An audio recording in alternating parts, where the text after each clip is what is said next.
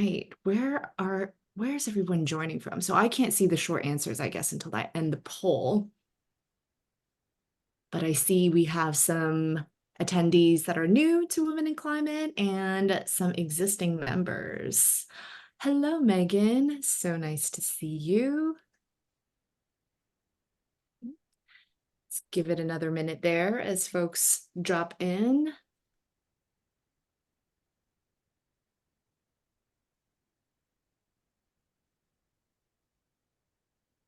There we go. Okay, so let me get started ahead of the timer here. I'm gonna stop that. And I'm gonna start by ending the poll and seeing where everyone is coming in from. So in terms of the cities, looks like I have to log in order to see that, but we've got 50% of people who are new to climate, women in climate, and 50% of people who are existing members. We have people joining from New York, Los Angeles, Savannah, San Francisco, Los Gatos, London, San Jose, Toronto, San Luis Obispo. We've got Tracy, which is really awesome. So welcome everybody to our webinar here. I'm going to start the timer. Again, my name is Michelle. For those who have not met me yet, I am the founder of Women in Climate, and I will be your host today. And we have a pretty packed agenda. I'm going to do a quick overview of Women in Climate and hand it over to Morgan from SF Climate Week with Climate Base, and she's going to do a little 10-minute overview.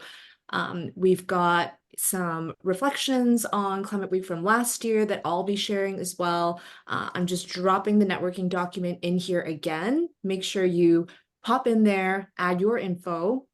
We are going to do our first networking session after that at around 12:25. It'll be 7 minutes. You'll have 3 people in a breakout room.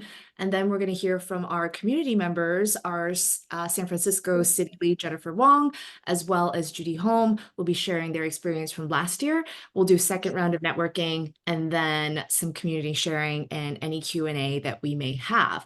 We are recording this session, FYI. We will not record the breakout sessions, obviously. So let me give you a quick overview of Women in Climate. Women in Climate was started by myself and our community builder, Stephanie Corbally, who lives in New York. Stephanie came to one of our early dinners. Essentially, I was new to the city, new to climate, and looking for people to connect with. And beyond the, hi, my name is, whatever, at a networking event and moving on, I wanted to actually sit down and have conversations. So I put our first Women in Climate dinner on Eventbrite, 12 seats, 12 women came. I did it again the next month, 12 women came. Stephanie decided to become my co-host for the next event. And 2 years later, we are here. We have 90 plus city leads who do what I used to do and still do in cities around the world, from Sao Paulo to Doha to Dubai and Hong Kong. If you're not speaking, please go on mute. Thank you. And we do a bunch of other stuff as well. But really our goal at Women in Climate is to create a joyful and safe space for more women and talk. So I'm just gonna mute everyone here. Perfect. So just to give you a little snapshot and visual of some of the events we've hosted in the past, we do a lot of community events. And we also do some more official events. At COP27, we partnered with Goals House and MasterCard to have a dinner in Sharm el-Sheikh. In Doha, we hosted a gala dinner for the CCUS Forum. We've been to Bloomberg events before. I was able to speak at Bloomberg's Sustainable Business Summit last year. And we create a number of different resources, including the Women in Climate speaker database. Maybe some of you are already in there. I went over my own timer. Give me one more second. Anyone can create a free profile, and we like to highlight our speakers at different large events. So make sure you fill out a profile if you'd like to speak. We also have a bunch of community tools, from our Slack group to our WhatsApp community. And with that, I am going to hand it over to Morgan. Awesome. Thanks, Michelle. Hi, everybody. It's great to be here. My name is Morgan. I'm the director of SF Climate Week, and I'm excited to share with you all the planning that we've been doing and what we're expecting for this year, as well as giving a little bit of an overview of the genesis of SF Climate Week. Next slide. Could you next slide? Perfect. So last year was the first year for SF Climate Week, which is kind of amazing given the huge scale that SF Climate Week has already grown to just for year two and even just for year one. We came up with the idea for SF Climate Week last year really to shine a spotlight on climate innovation and a lot of like the great work that is being done here in San Francisco and really the broader California area. Um, the plan last year was to basically put together a pilot SF Climate Week and just see what the appetite was like to see if we wanted to do a year two. We had about 2 months to put the whole thing together, and we were anticipating having maybe 25, 30 events, and then working with some great climate organizations, and then deciding if it made sense to run an SF Climate Week again. Next slide. Instead, what we ended up seeing though was that we had, as soon as we put the word out that we were doing this, we just saw this amazing response to the announcement. We ended up having over 350 organizations come together to host 100 events, and we had 7,000 in-person attendees, despite the fact that it was put together relatively quickly. The broader audience for all of us of Climate Week is over 100,000, and the turnout just ended up being just fantastic. So we had people who were coming in from around the country, came in from overseas, and the number of events that we had just scanned the gamut. Next slide. So really what happened was we realized that we were tapping into this amazing movement around SF Climate Week. And I say we, but really I was the only person who was hired last year to work on SF Climate Week. And very quickly, it was clear that we needed a much bigger team to actually support all the different event organizers that wanted to come together. And so by going to different events like climate designers, happy hours, work on climate events here in San Francisco, I ended up pulling together a big volunteer team and partnering with a few organizations like Serotonin Creative, who came together to really build the brand for SF Climate Week and really support all these event organizers. Almost everything that you saw at SF Climate Week last year was donated or contributed in some part by volunteers, by marketing agencies that were doing work pro bono, by food and beverage vendors who donated food for the events. And by the time that SF Climate Week actually came around, what we saw was the city of San Francisco wanted to get involved. We were, seeing startup showcases popping up, and just realized that we were really tapping into this movement. In essence, SF Climate Week is really built by the community for the community. And I think that's really what gives it some of its magic and its charm. And we're doubling down on that this year. So last year, we had 100 events, 7,000 attendees. When I set the targets for this year, like kind of thinking about what we were going to anticipate for year two, I was thinking we would double the impact and the size from last year. So I was thinking 200 events, 15,000 attendees. And instead, what's happened is we have been surprised all over again. We now have over 600 organizations that are engaged in doing something for SF Climate Week. We're anticipating 300 plus live events is what I've adjusted this to, and definitely like close to 15,000 attendees. We're anticipating, people coming in from all around the country, definitely more people internationally. I've spoken to a number of embassies that are bringing in folks from their climate tech scenes, from their flagship companies or countries, and we've talked to a number of organizations that are saying that they're essentially making SF Climate Week their quarter two to opportunity for the whole team to get together. So doing things like, community company offsites, but planning it around SF Climate Week. So we're very excited to see what numbers we actually get to. SF Climate Week is a little bit different because it's not a typical conference where we sell tickets. And so we really won't know exactly how many people are gonna come until the week of. But this is what we're anticipating based off of what we saw last year. We're also building on a number of things that went really well last year. So this year we have an official partnership with the city of San Francisco. We meet with them every week to work on our planning. The city's doing a number of events that they're coordinating as well.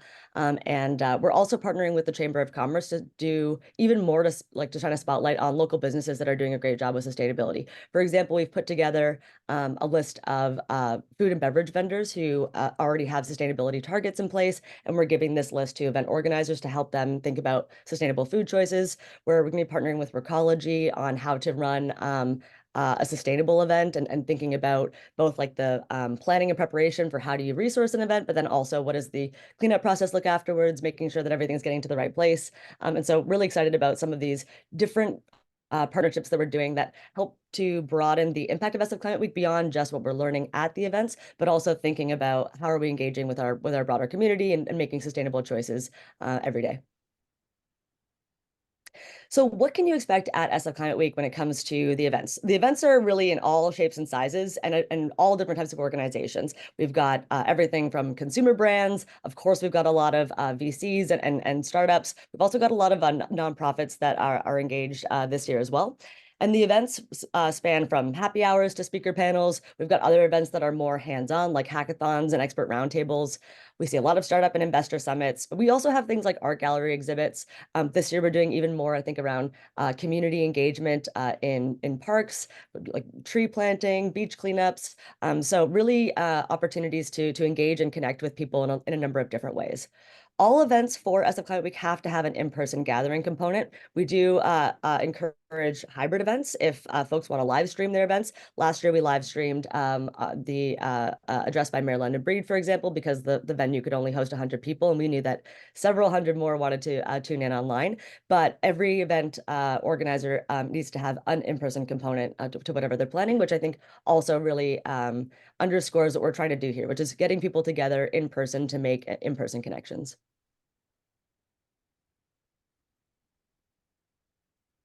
One thing that's new this year is we're also having, like for the first time, we're going to have an SF Climate Week hub at 9/0. So given that it is a decentralized conference and we have over hundreds of events that are planned by different organizations, there's almost as many venues as there are events. But this year we're going to have an SF Climate Week hub at 9/0. If you haven't heard about 9/0, they're opening up on April 2nd. They're going to be one of the first climate co-working spaces here in San Francisco. And they have just this amazing, beautiful space. These are some of the photos here. They have the lobby and the mezzanine are all large event areas where they are hosting a number of community events. And then they also have two more floors upstairs that have more of a co-working style. So we're hosting at least 2 to 3 events there every day. 9/0 is also going to be making one of the floors open for people to come in and have meetings, do some co-working in between events. This will be great, especially if you're from out of town and maybe don't have a place to go in between different events, or if you meet somebody at an event and you want to connect further and you want to be able to sit down somewhere and kind of have a deeper conversation. This will be a great place to come. This is also where we're going to be hosting a number of our larger events for SF Climate Week. For example, we're doing a welcome ceremony on Monday, April 22nd with the city of San Francisco. That will be here. We're also doing a founder and investor happy hour on Wednesday, and that will also be here in this lobby area. Next slide.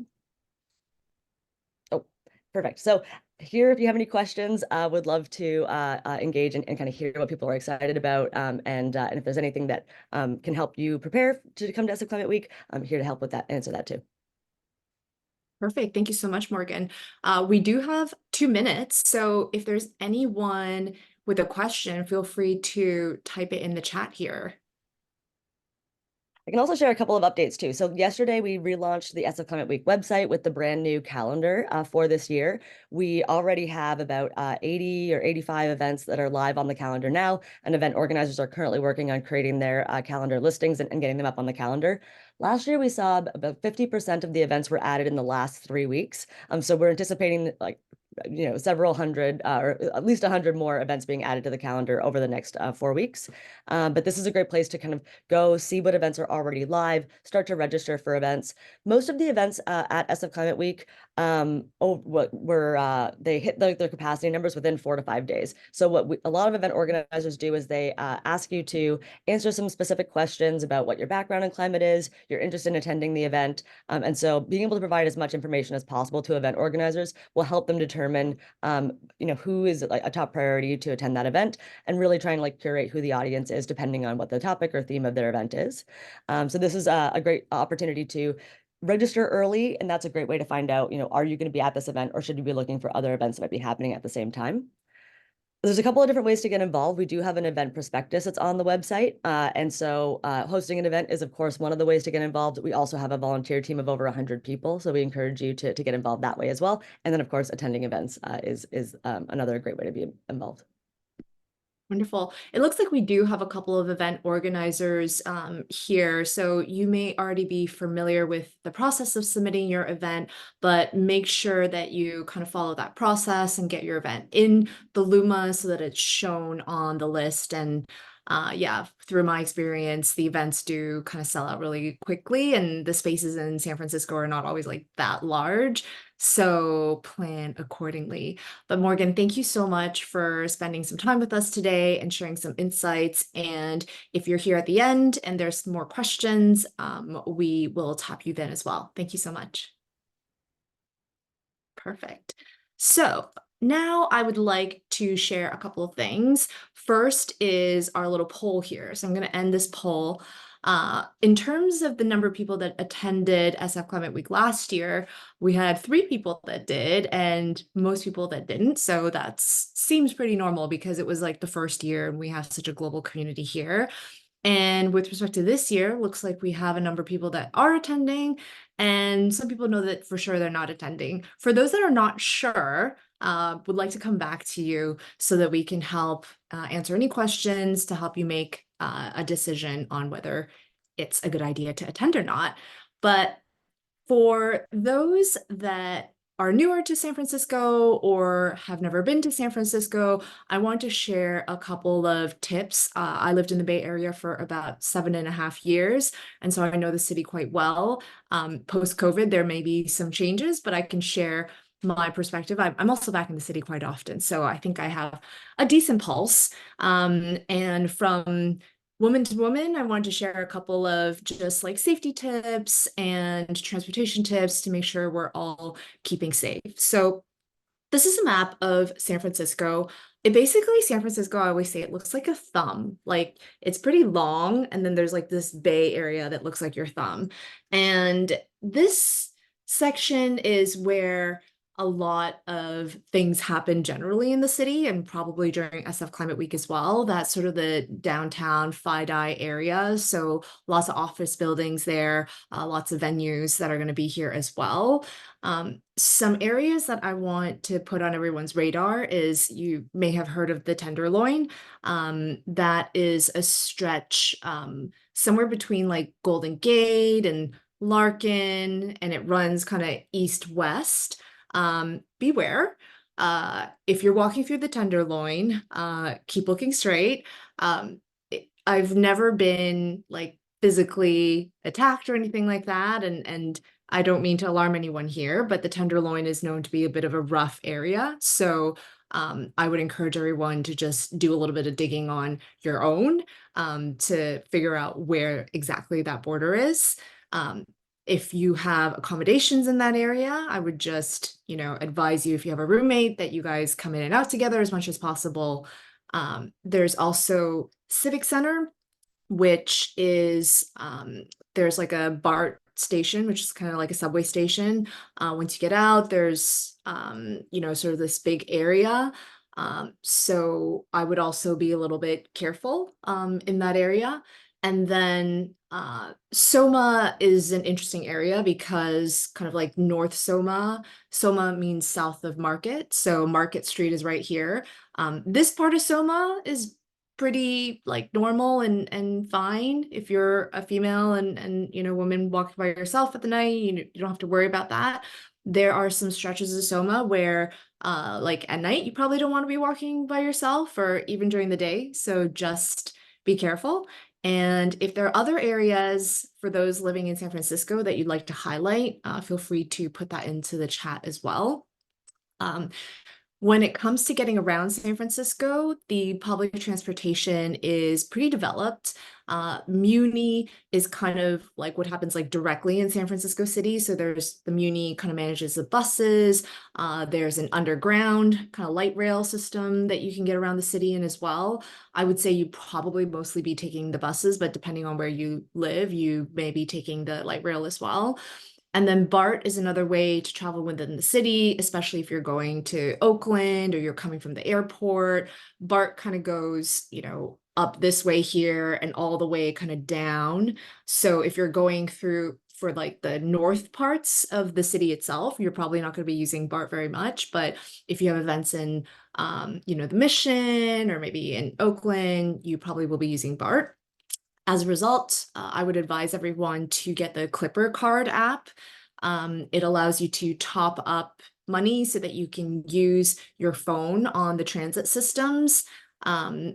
I don't think San Francisco is one of those cities where you can tap your credit card, so you kind of have to either get a physical Clipper card or get the app on your phone. There are bikes and scooters that are widely available in the city. SF downtown itself is highly walkable. I would say like walking from here to Van Ness around here is maybe like 20-25 minutes. So if you have events in this vicinity, the weather is mostly really nice. I know San Francisco has this reputation of being rainy all the time, but I don't think it's going to be rainy season. So it'll be highly walkable. And if you're getting into the airport and you want to get into the city, it's about 20 to 25 minutes by drive. And then you can also take the BART directly from the airport to get into the city as well. Okay. In terms of attire, like just thought this might be helpful.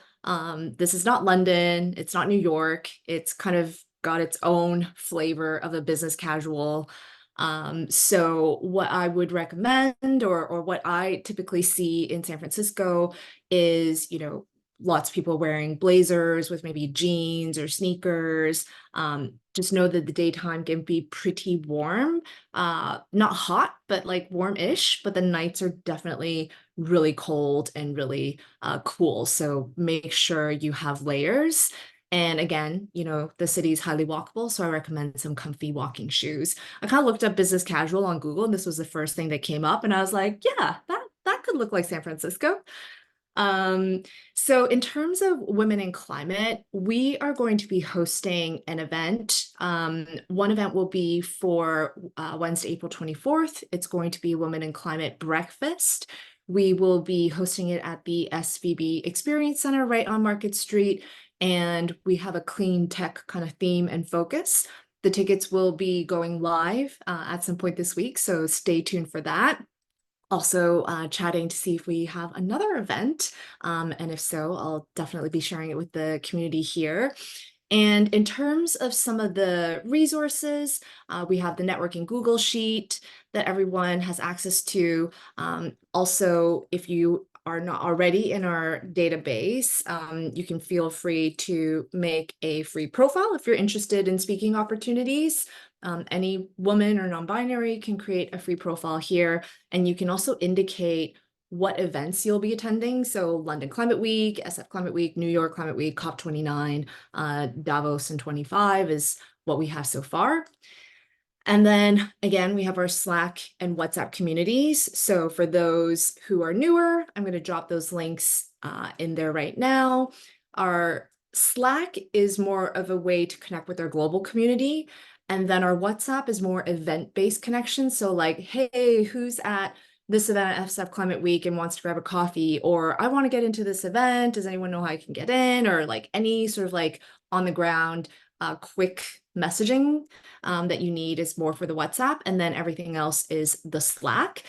And we also have a attendee asset that just dropped today. So we like to help people maximize their time. And a really great way to do that is like to get the word out there and let people know that you're going to be in town or you're going to be attending SF Climate Week. And you can see for New York Climate Week in the past and for COP, we made a similar asset for our members as well. So you can customize it like in terms of what you want to get in touch for. I just posted mine today. I definitely like to be an early bird, but you're welcome to make one and post it. And thank you to those who provided a donation to join us today. We really appreciate it. We are an entirely volunteer-run organization. If you're in a position to buy us a coffee, we would love it. I'm dropping the link in there. We are a 501c3. So I actually came in under time, which I'm very proud of myself. I'm going to pause this and we're going to get started with our first networking session. So it's going to be pretty simple. We're going to do 7 minutes and we're going to have breakout rooms of around 3 people. So doing a round of introductions, your name, your city, your work. Is this your first time at SF Climate Week, or maybe you're not attending? Where are you staying? Where do you live? And just make sure that everyone in the group has a chance to go and we have time for equal sharing. So with that, I am going to open up our breakout rooms.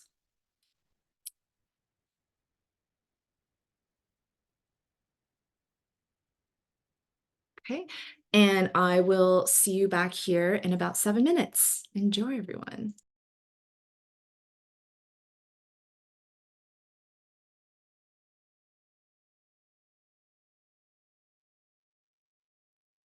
Welcome back, everyone. It is really nice to see everyone on video now that you were forced into networking. Perfect stuff.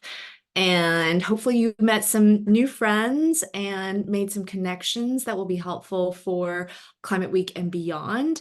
And next, I am excited to bring my friend and fellow city lead, Jennifer Wong, to share her experience from last year. And Jen, I'm gonna put on that timer because you know how we are at Women in Climate, but the Please floor. do. Great. Thanks, everyone. Last year at San Francisco Climate Week, my goals were to learn and connect.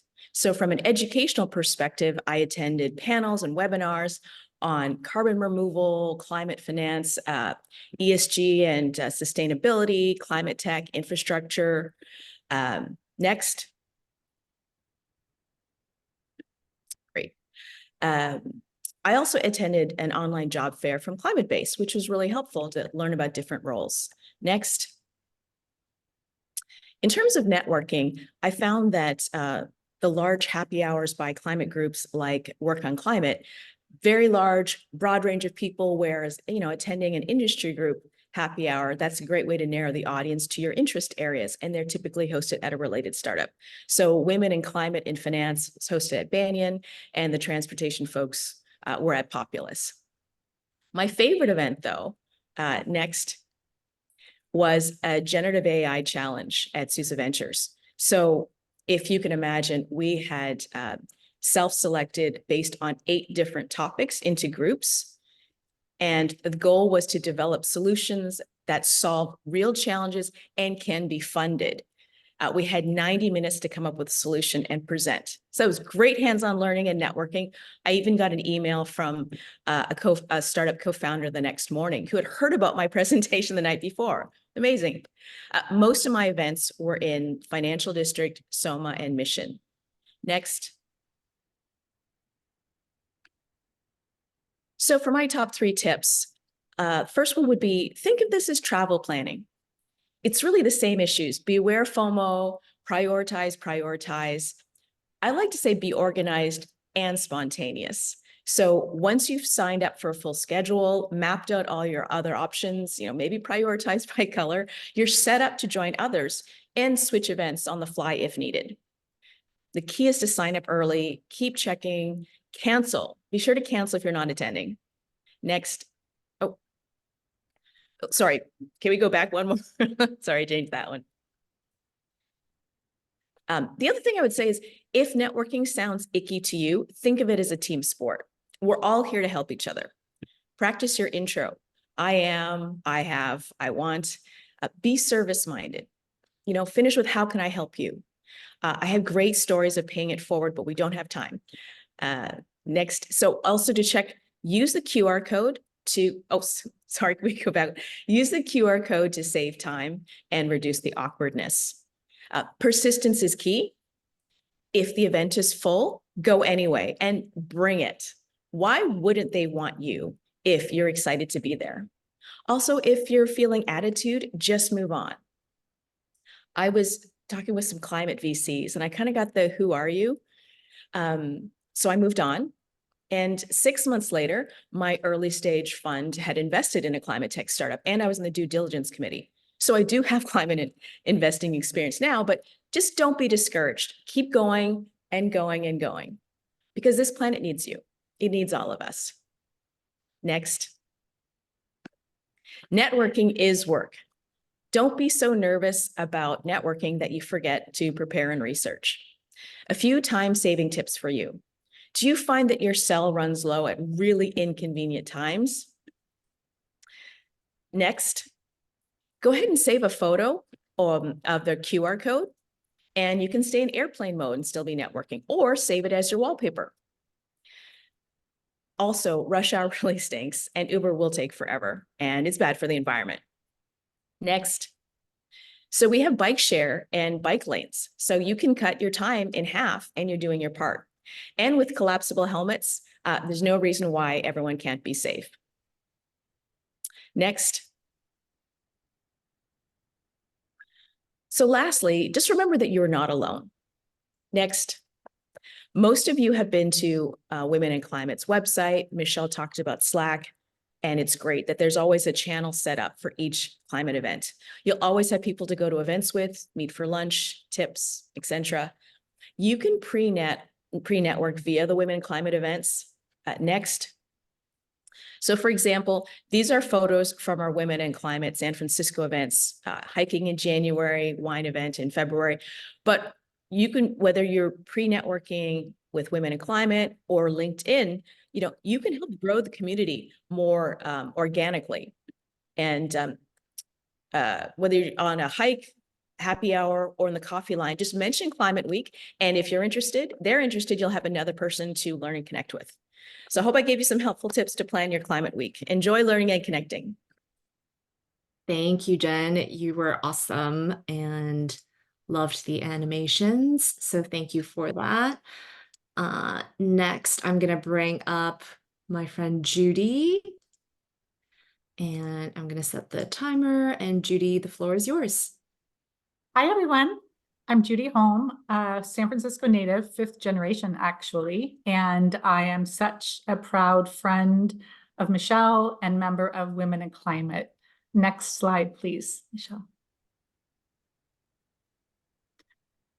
This question was really a good one. How and where did you spend your time? I'm a super organized person like Michelle. I organized well in advance and I keep checking for new events. As Morgan mentioned, new events were at, I was everywhere. I went to over 30 events in 7 days. But the calendar kept changing. So you had to keep sort of like a chess game, but also, as Jen said, always remember to cancel. It's etiquette, and also it really matters to the event organizers, but keep checking, and keep prioritizing. For me, since I'm from San Francisco, although I live in Florida now, it was pretty easy to cluster the events in different neighborhoods and really think about travel time. Take the time ahead of time to look at where and when the events are. I, for one, loved the breakfast events. One, I'm an early riser, but also you tend to get early, and then it's just easier to kind of go from there. So that would be a little pro tip. Next slide, please. Top 3 tips. RSVP early, as has already been mentioned. Many of the events they quote sell out very early. And be as aggressive of RSVPing for as many as you know you can do. And then if you need to change. The other thing I would say is this is not a time to be shy, even if you don't feel like talking to people or you don't think it's your personality. Talk to as many people as possible. And a lot of people are also introvert or lonely or don't know anyone else there. And everyone loves when someone comes up and says, "Hi, I'm so-and-so, and I'd love to get to know you. And how are you involved in this conversation?" Thirdly, and it was already mentioned, follow up. Networking is a business. I've been in communications for 30 years, and it's constant. By the way, there's so much great value from so many of the people that I met, including there are 2 of the organizers. Morgan knows them, and probably Michelle does too. I just had the best time from start to finish. So it was an amazing week. Next slide, please. Other best practices. Again, as was also mentioned, take this seriously. It is an unbelievable opportunity. I've produced over 1,000 events in my professional career. I've probably attended online and hybrid events for climate at least 100 in the last 5-6 years. honestly, this may have been the best, although it was quite chaotic for just because it happened so organically, which is part of the magic. But research in advance, look at the people you want to meet and target them. This is an opportunity to meet people face to face that you otherwise probably won't easily find. And again, try to connect with people on LinkedIn, see who you know in common. By the way, I have a pretty decent sized following myself on LinkedIn and other social media. Feel free to connect with me. I'm happy to make any intros if desired. And then have your elevator pitch ready. I cannot emphasize this enough. You have something interesting to say and ask something interesting from someone you want to meet.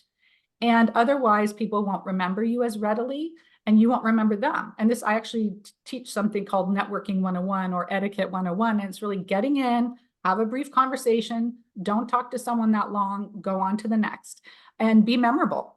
Be memorable. I just wanted to add one more thing. I think that's my last slide. I just wanted to mention that through SF Climate Week 1, I was happy to meet in person the climate-based organizers who might have been part of the Looking for Job community and going to their events in San Francisco the prior year. I was a volunteer, and I encourage anyone to be a volunteer if they can. And also I met Michelle through SF Climate Week. And I also met, thank you, Jen. I also met Climate Designers, which is a great group, and I'm now the chapter lead. I started a chapter in Miami. Climate Designers is a fantastic organization, also a nonprofit. And by the way, now I'm an executive fellow for the city of Jacksonville, working on their first ever climate action plan. So that's me. If you have any questions, I'm happy to help. Amazing. Thank you so much, Judy. I have to attest that Judy was just everywhere. Every event I was, Judy was there. She somehow had a body double, but she really made the most of her time at Climate Week. And, I think you're right. It is a really incredible opportunity to meet like founders, investors, people who are working on interesting things or really passionate about climate. So yeah, take advantage of the week. So for our next session here, we were originally going to have our second round of networking, but we don't have too many people in the room. So I feel like if we just did more of a group discussion, we could either do a quick sort of popcorn around the room. Everyone can do some quick intros. Or if people had specific questions, Morgan's still around. So if anyone feels strongly about the networking, let me know. But otherwise, why don't we open it up and see if anyone has any questions, or maybe you have a tip for the community that you want to share here. Feel free to come off mute and come off video. This is our time, and we don't have to put this in the recording either. Why don't we start with any questions people might have of the week in general? Anyone have questions?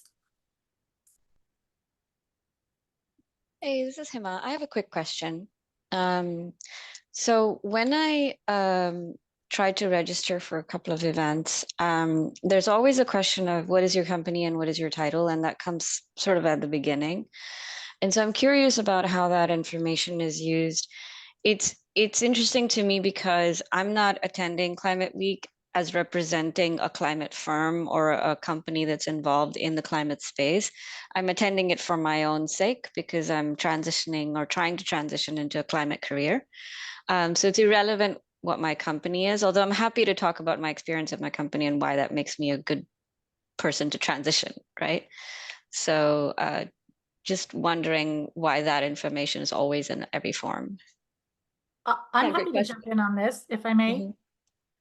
In my opinion, because most of these events are free, and it is absolutely the discretion of the organizer to select who they want in their door. So if you want to sell yourself to get in the door, use whatever it takes. I mean, being honest, but it's not then a requirement once you're in the door to wear that hat or this hat.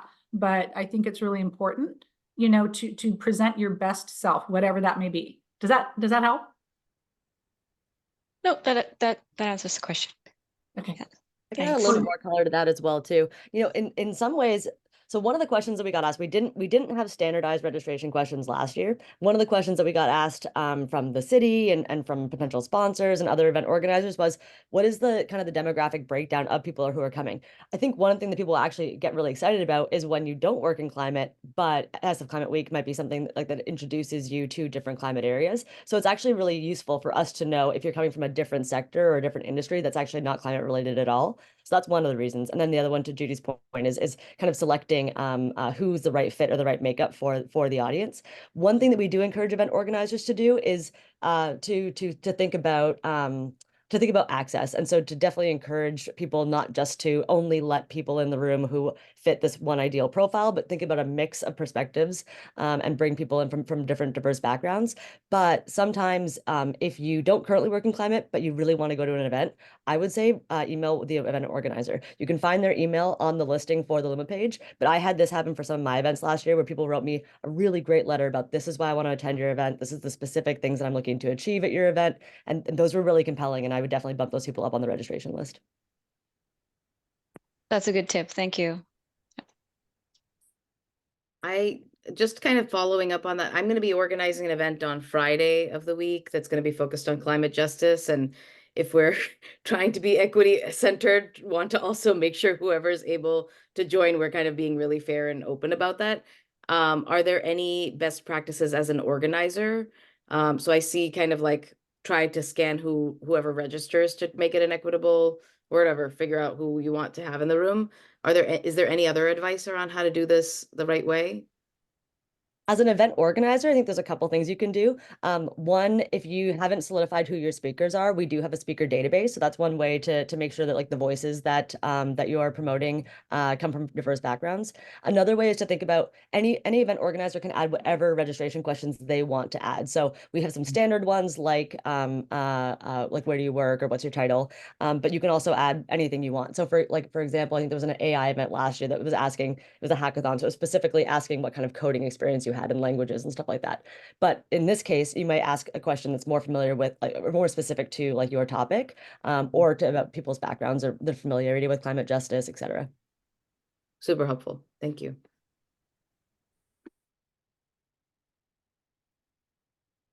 Thank you, everyone.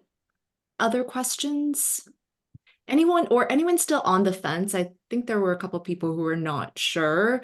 If we can help demystify anything and help you make a decision, please let us know.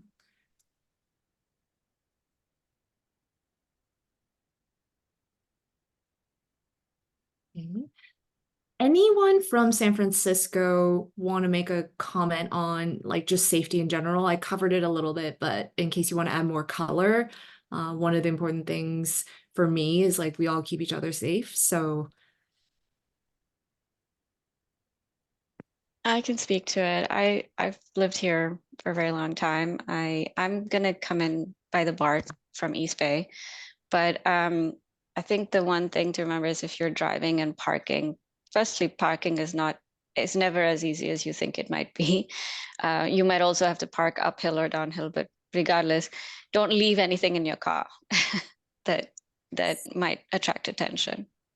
It's the one tip I will give you, wherever you park, even if it's a quote unquote safe area. But the other thing I would say is it can be a little alarming to people outside of San Francisco when we talk about these things, but don't let it alarm you too much, because San Francisco is really a wonderful city and I love it. And I hate to scare people about it either. So. This is Jennifer. I'm with HEMA as well. Also have been in San Francisco for a long time.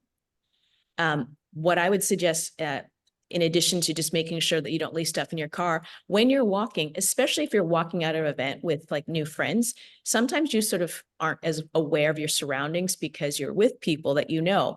But if you need to check your phone, don't walk with your phone or talk on speakerphone where it's very easy to grab. Just sort of be thoughtful, like in any city, really. Just if you need to use your phone, sort of check before you step out. Just something to think about when you're out and about. Mhm. I have a question in relation to the home base for the conference. Is that like that co-working space a space that everybody can access, or do you need a membership? Is it only if you're signed up for a specific event? Does anyone Great know? Yeah, great question. So no, it's going to be they have one floor that's opening up to members in April, and that floor will be specifically for members, but they're opening up a second floor that's actually not fully built out yet. So they're renting chairs and tables and just bringing in kind of long banquet style seating. And so that will be open for anyone. I believe there's going to be a reservation system just so that they can control numbers and make sure that when you arrive, there will be a seat for you. So I don't think that's up and live yet, but I think that's probably coming up in the next week or two. I have a question, Morgan. If we wanted to attend opening day or any of the official climate-based events, should we write you a nice note? Yes, that's the perfect way to do it.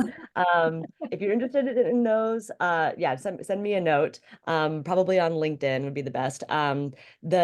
The welcome ceremony is going to be pretty tough because it's a lot of city officials, and so that one's going to be that one. I think we've already got half the tickets are already reserved. But the founder and investor happy hour will also be a great event, and that one I think will be also a very rigorous selection process because I think last year we hosted the founder and investor happy hour at 50 years, and I think it was one of the most oversubscribed events. I think we had 600 people apply for 150 spots. So this year it'll be much bigger. It'll be at 300 to 400 people. So we're looking to expand that, but I'm anticipating it'll be another busy one. Cool. Okay. One last question. I had one if nobody has any. Hi Morgan, nice to see Hi, you. Alyssa. I had a question. You just mentioned the welcome ceremony. So I was wondering for those of us that are volunteering for Climate Week, do we kind of have like a shoe in to those events that are hosted by Climate Base?